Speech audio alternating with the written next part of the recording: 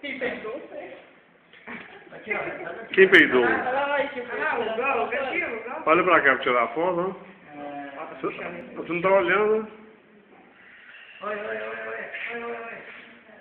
Ah, o Pedro que me entregou pra Cocó. O Pedro lá.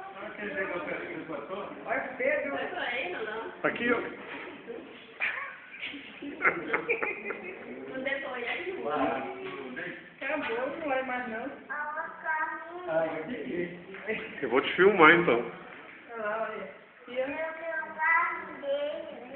Você quer um carro desse? Aqui, o... Um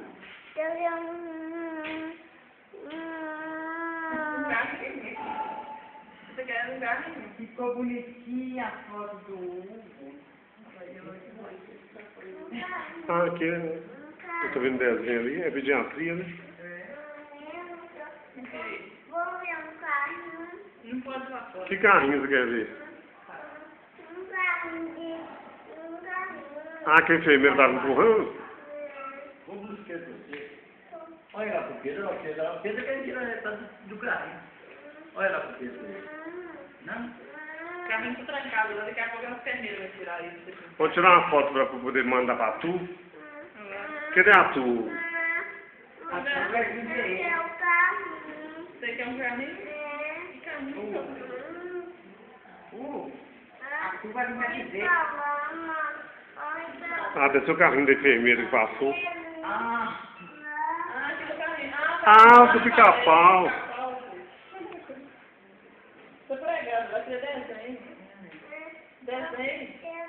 Não pode ir lá não. Olha aqui, deixa eu falar com você aqui, ó. Se esse negócio aqui faltar, vai ter que curar seu pé de novo. Não tô pingando. aqui, ó. Hugo, ó. Olha lá o balão. Olha a bolinha, vovó. Quem é a bolinha? Quem? Deixa ela assim. Com ele aqui, ó. Vai lá, bolinha do... Bolinha do... Você falou igual a música que você canta. Não quero não, posso não. Como é que é? Minha mulher, não deixa não. E canta essa música.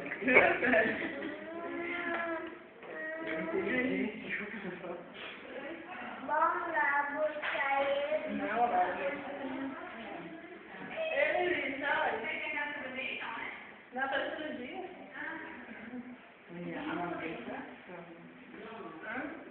Aí, ó, ficar mexendo aí, vai ter que ir. Vou pegar mais pra cá, pra chegar aí. Vamos lá, mexendo a mamãe. Manda eu sentar aqui pra você. Eu vou sentar com você.